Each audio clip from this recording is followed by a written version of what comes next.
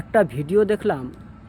সে ভিডিওর মধ্যে কিছু হিন্দুত্ববাদী যুবক বলছে যে যদি হিন্দু রাষ্ট্র বানানোর জন্য নিজেকে আতঙ্কবাদী তৈরি করতে হয় তবু আমরা প্রস্তুত আছি, তা সত্ত্বেও আমরা হিন্দু রাষ্ট্র বানাবো। এখানে আমার একটি প্রশ্ন, এই কথা যদি ভারতের মধ্যে কোনো মুসলমান বলতো যে মুসলিম রাষ্ট্র বানানোর জন্য নিজেকে যদি আতঙ্কবাদী তৈরি করতে হয় তাহলে আমরা প্রস্তুত আছি, তাহলে এখন তার জন্য কত বড় আইন তৈরি হয়ে যেত।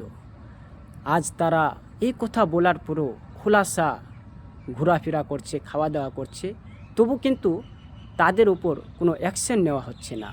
তো ধিক্কার জানায় এই সরকারকে, যারা হিন্দু মুসলমানের মধ্যে বিভ্রান্তি সৃষ্টি করছে।